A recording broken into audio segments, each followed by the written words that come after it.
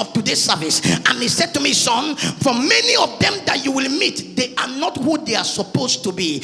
You are more than this. This is not the all of you. Don't sit down like somebody that has no husband. By predestination, your husband has been prepared.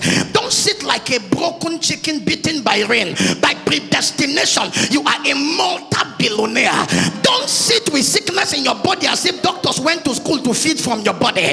By predestination, you are the healthy that the devil is struggling to make sick.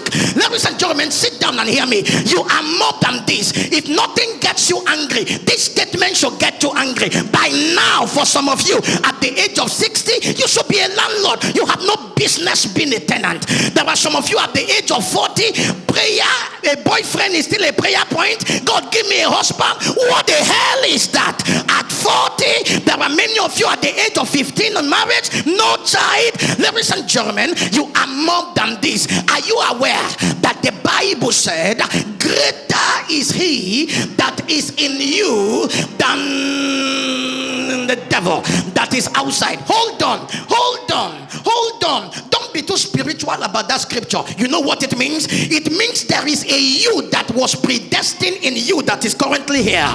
The you in you is greater than the you that is outside.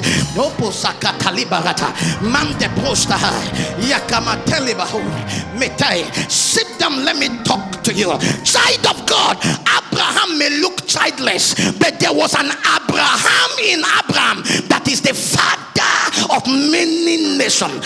Do you understand what I mean? There was a queen in a slave Esther. There was a prime minister in an imprisoned Joseph. Yes, sir. There was a king in a David in the forest. Anybody that look at you now and conclude on your life does not understand predestination. There is somebody in Odola that is hidden. Can I talk to somebody here? There is a me in me. So my responsibility is to bring the greater me that is inside outwards.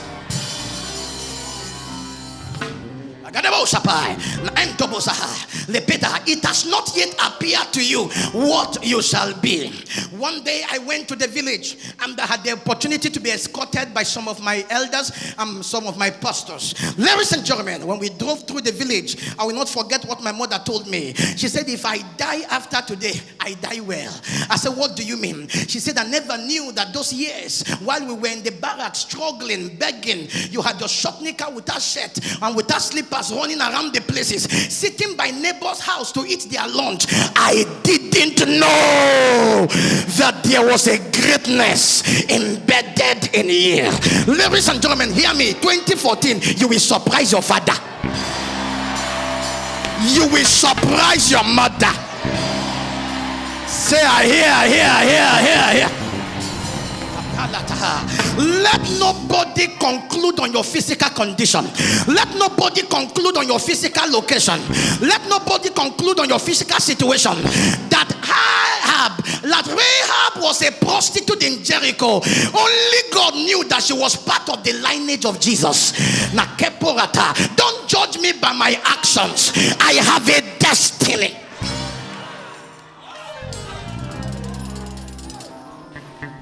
Say, I hear. So, ladies and gentlemen, my assignment today is to bring you to a point where you can enforce your predestination. One of the days my father visited me, and then he invited his friend to my house. And ladies and gentlemen, when they saw where I lived, and the house where I stay, and the cars in my garage, and the comfort and the elegance and the beauty and the glamour of my environment, the man called my father aside. Why you can't carry somebody picking say na your own? This boy does not look like anyone from your loins. My father laughed, and then he gave my father the laborious responsibility of describing me. You know, see, saying nose be like my own. You know, see, saying head be like my own. Can I talk to somebody here? I say this because I am an experience. I have experienced it. Stretch your two hands to this altar. Benin, we hear your testimony. I don't like your amen. They will hear your testimony. They will hear your testimony. I don't care what you have been and what has been your experience.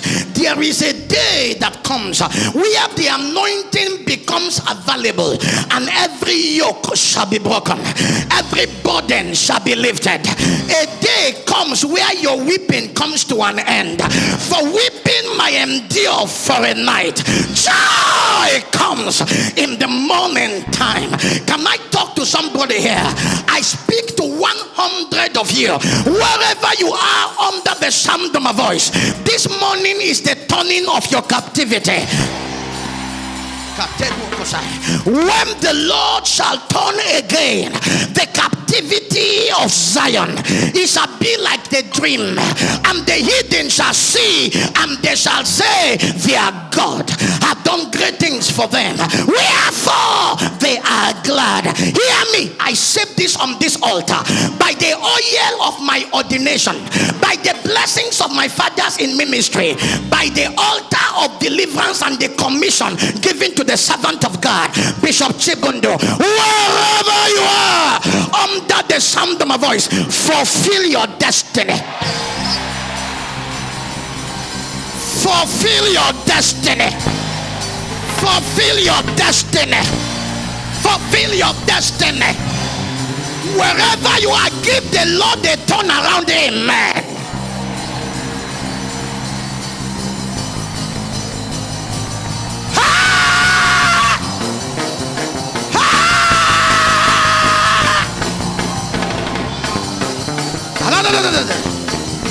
Say, I hear.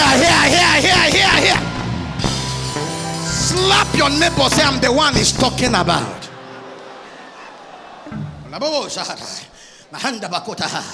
Sit down, let me conclude this message. I'm not blessing somebody here.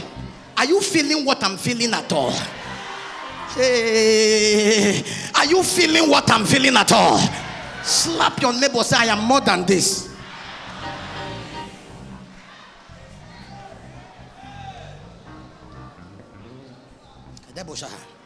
Hear this as I get your spirit ready for an unusual enforcement. If you don't enforce your predestination, child of God, it will be corrupted by the circumstances and the coincidence and the incidents of birth.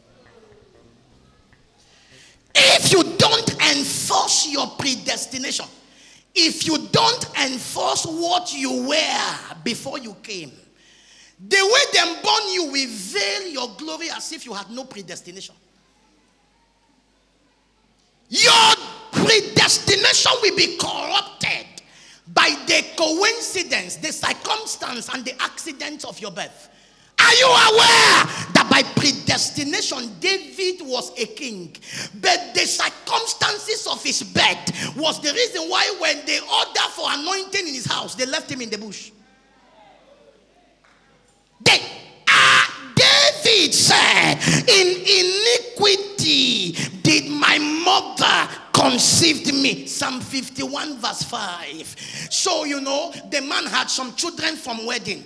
One day he went on away march and got mothers of David and got David. And then when God said, Jesse, let me anoint your children, he thought David was not necessary to be part of it, because number one, he never paid his mother's dowry. David was a product of an away march. So when he arranged the legitimate children, the prophet said, the anointing is not flowing. Is that this all your children? The man said, I didn't bring one so that I won't remind God of my adultery. There is one in the bush. In fact, I told them to hide in the bush so that it does not spoil the anointing service.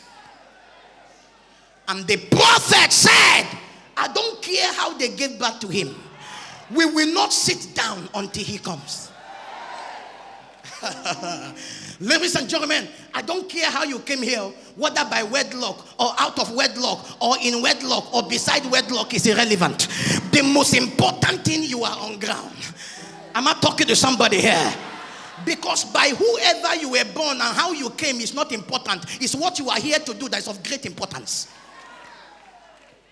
Obama's father abandoned him in US. Are you not aware?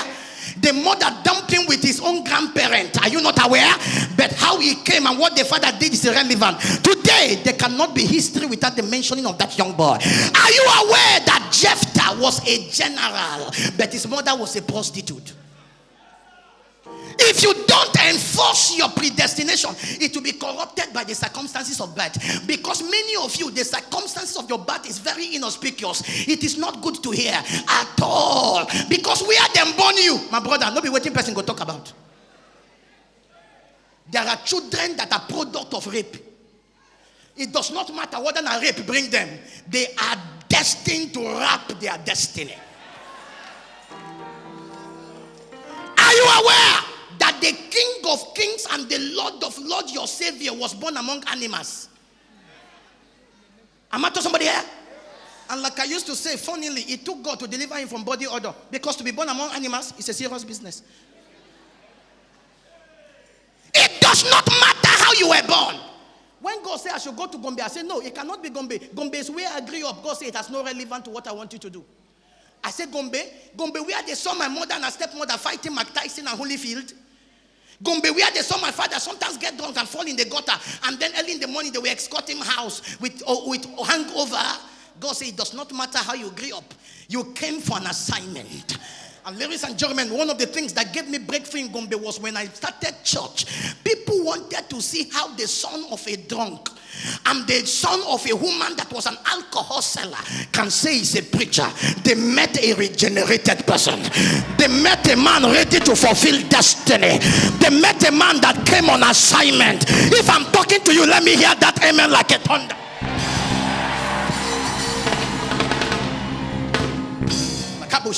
So ladies and gentlemen, the reason for enforcement is so that the circumstances of your birth does not corrupt your predestination. Number two, you must enforce your destiny so that it will not be taken captive by generational forces, so that it will not be taken captive by the transfer of aggression. Whether you like it or not, if you don't enforce your predestination with the kind of family in which you are born, the powers that limit them, the powers that incapacitate them, the power that render them useless will pursue you and overtake you. So in the enforcement of your predestination, you break yourself loose from the transfer of aggression. The Bible speaking said in Jeremiah 31 verse number 29, he said the fathers have eaten sour grape and the teeth of the children are set at edge. So if my father is a native doctor and I was born in that kind of a family, I have the responsibility of letting myself loose from the spirits that take his people captive. I must let myself free from the transfer of aggression that comes by his act, that comes by his behavior, and comes by sacrifice. Are you aware that by the transfer of aggression, the destiny of Gideon was incapacitated? The father was an idol worshiper, and he had a shrine and an altar where there are animals for sacrifice, and there were trees for rituals. When the angel came to Gideon, he said, you are a mighty man, but you cannot see your mightiness. You are a direct opposite of what God wants you to be. There is something in your father's house. There are altars in your father's house. You are a victim of the transfer of aggression. Ladies and gentlemen, are you aware that by predestination you are supposed to be married, but you are coming by the transfer? You are a victim of the transfer of aggression. So because your sisters cannot be married, you also cannot be married. Because nobody prospers in your family, you also cannot prosper. So in the enforcement of your destiny, break yourself loose from the things that took your family captive. Otherwise, you will suffer like your brothers. You will be incapacitated like your sisters. Are you aware that as close as Moses was to God, he forgot one major assignment: breaking the powers of generational forces. So when Jacob was to die, he cursed the tribe of Levi. He said, Levi and Simeon, your anger were cruel. May they be divided in Jacob and scattered in Israel. Genesis chapter number 49. And ladies and gentlemen, Moses was from the tribe of Levi. As anointed as he was, he forgot a major assignment to deal with transgenerational powers. And so there was an uncontrollable anger in the life of Moses, that at every point the anger comes up, he said that somebody die or a commandment will be broken. It's very serious. And all the while, God was accommodating and tolerating him. One day, God said to him, speak to the rock. Moses was not aware that it was not a biological and geographical rock. It was Christ that followed them. So instead of speaking to Christ, he smote the Savior. And God said, no, this anger has caught up with you. You will see the promised land, but you will not enter. Are you aware that that was contrary to the original designation of assignment? Because when God called Moses, he said, you will bring them out and take them in. But because he didn't deal with generational powers, he became a victim of the anger that travels in his family lineage and had a cause. Ladies and gentlemen, are you aware? The Bible speaking said in Deuteronomy chapter number 33, when Moses was blessing the children of Israel, he made a profound statement about Simeon, about Reuben. He said, oh Reuben, may you live and not die. May not your men be few, because by the curse of the father, in Genesis chapter number 49, the tribe of Reuben were non-entities, were perambulators and rigmarolas without achievement and accomplishment. If you read the history of Israel, the Reubenites are not judges, they are not king, they are not priests, they are nothing, no name from the tribe of Reuben, because there are powers that incapacitate any man that tries to rise. So in the fulfillment of destiny, you must break generational powers. Otherwise, you will look like your brothers and look like your sisters, while you are meant to be different. Ladies and gentlemen, in dealing with generational powers, you must be very brutal. I say this without apology. I'm telling you the truth. Because generational powers is a very terrible disease. Its genetical composition and transgenerational influence can be incapacitating. I am telling you, I don't have the time to give you testimonies. I have met beautiful girls that cannot get married. It is not about them. It's not about their money. It's not about their qualification. It's about transgenerational powers.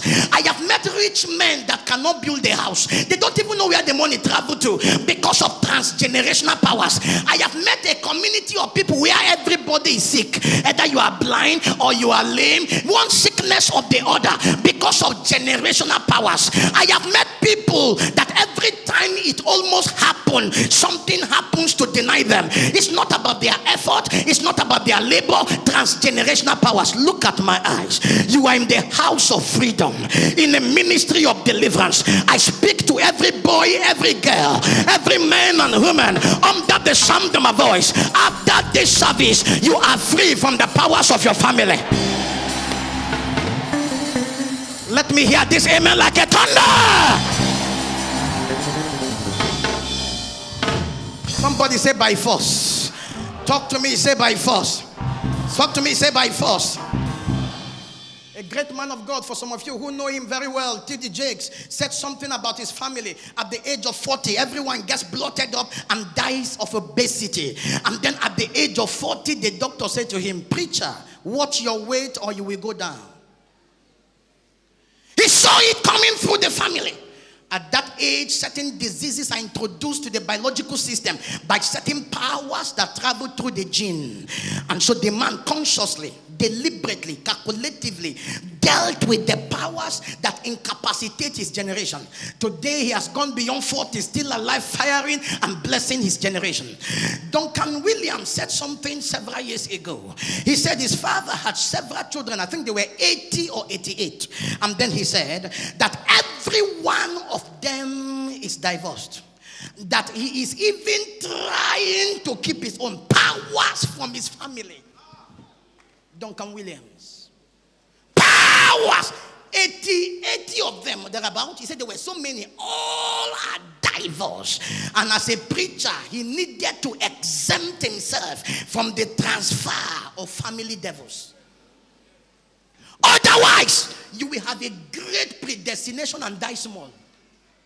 Otherwise, your great future will be delayed. You are destined to have succeeded at the age of 50, 60. At 60, you are still a struggler. So in the enforcement of predestination, you must deal with generational powers. Look at my eyes. After after this service, any power that travels through your lineage from today, hear my English, you are exempted from it. You are exempted from it. Give me that amen 3 times.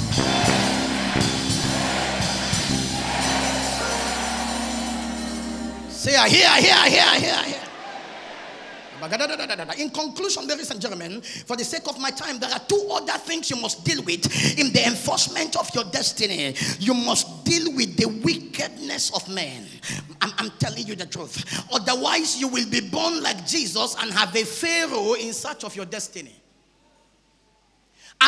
You will be born like Moses and have a Pharaoh in search of your destiny. You will be born like Jesus and have Herod after your life. The Bible speaking said the heart of a man, Jeremiah chapter number 24 thereabout, the heart of a man is desperately wicked. I need to get this scripture for the sake of some of you that are truly writing, dealing with human wickedness. Jeremiah 17 verse number 9. The heart of a man is desperately wicked. So ladies and gentlemen, it's not a gentle world, my brother. Good morning for some of you on a bad night. Am I talking to somebody here? There are people that smile with you, but their teeth are what is meant to deal with your destiny. I don't care who they are and how related they are to your destiny, but ladies and gentlemen, you must deal with wickedness if your greatness must be a reality. It's as serious as that. You must deal with the wickedness of men. The Bible said, have respect unto your covenant, for the dark places of the earth is full of the habitation of clarity. One of the days when I became successful, I never had gone to my mother's village before. So I told my mother, you are from where? She said, are you just asking now? I said, I need to know where you are from, because by your tradition I was told when you die, we will have to take you to where you are. A man only marries a living wife. When you are dead, back to your father. So she said, I would have loved to show you. But if you go the way you are, my village has no any man successful. My mother told me. And it's a reality. She is from a Benue state, from a local government. The village is called Otakpa. For some of you that are from Benue, Otakpa, from one of those local government. The road has been bad for 100 years. Government took a tractor to do them road. The tractor till today cannot move. They brought a big car to tow the tractor. The big car broke down. Powers that didn't want development. They took me. When I finally went there, I told my mother, not everybody reach the chop. I will go. Then she said she cannot escort me. Describe the place, and I went. I sought for the history of their place. I saw foundation unfinished, houses at Linta, and I asked my grandfather, why are they so much unfinished business here? The man laughed. He said, everyone that has dared to build has never lived to finish it. Wickedness and power. So now I understood why my uncle didn't go to the village and why he was so poor. Now I understood why all the graduates, it's not an exaggeration, all those that graduated in the village, none of them is employed, including one of my auntie that graduated 19 years ago. Every interview she passes but never getting employed. Powers from the village that wouldn't see anybody. Wicked men and women. And I saw it, ladies and gentlemen, as I walk around the village, old men, old women. So I asked, where are the young men? They say, fire on the mountain. So they advised me, don't take water from anybody. Don't eat in anybody's house. In case you are traveling on Monday, tell them it's Sunday. Because everyone that has announced the day of departure never arrived. They told me in reality and sincerity. And ladies and gentlemen, there are certain things you have to do to prove your personality and identity. I said, the devil is a liar. Anybody that gives me food, I will eat. For thou shalt take deadly poison. It shall by no means. That does not mean I will be careless, but when I'm hungry, I'm going to eat. And they told me there are places you shouldn't enter, because there are some places, if you match them, by the time you get back, you understand what happens to your leg. They are shrines. I said, the devil is a liar. The earth is the Lord's, and the fool Ladies and gentlemen, at the time I was about to go, I just told my grandfather my testimony, how God blessed me, how God is using me. And then I said, I don't know when I will meet you. You may die before I come. You need to be born again. And I said, and he said to me, he said, that is true. I will give my life to Christ. But promise me that you will come back to my burial and actually do me proud. I said, yes. He said, but how will you come when the road cannot be done? How will you come when all the young men are not coming to the village? He said, do something. If you say you're a pastor, kill these people that are killing the young men. I said, this God is my witness. Preacher differ.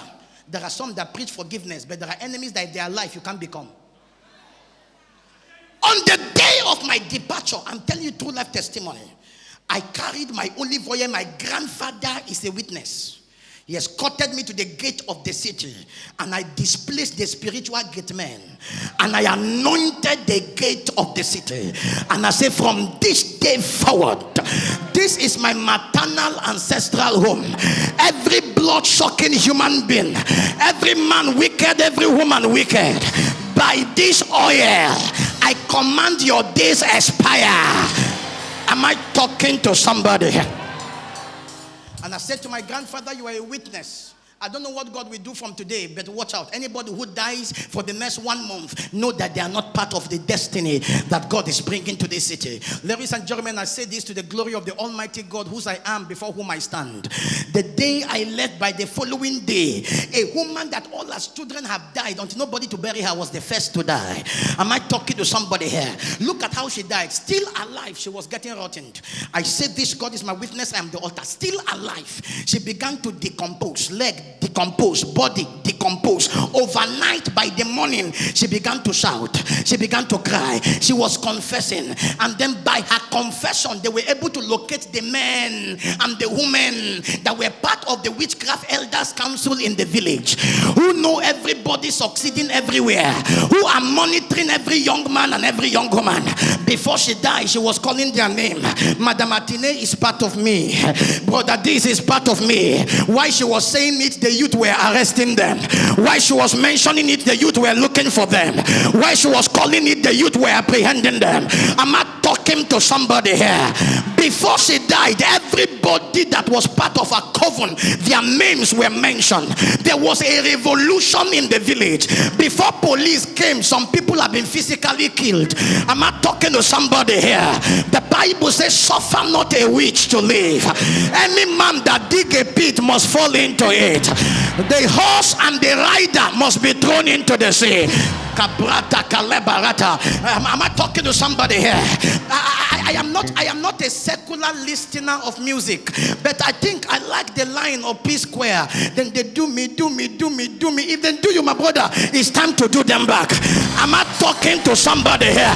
I prophesy in the name of the Lord. Any woman, any man, any boy, any girl that will not allow you become what God wants you to be, that will not allow you maximize your potential, that will not allow you fulfill your destiny, that will not allow you accomplish your purpose, wherever they are, Holy God, Holy God, Holy God, Holy God. Whether they are your uncle, whether they are your auntie, whether they are your father, whether they are your mother, whether they are your brothers, whether they are your sisters, wherever they are, in your compound, in your village, in your office, in your neighborhood, Holy God.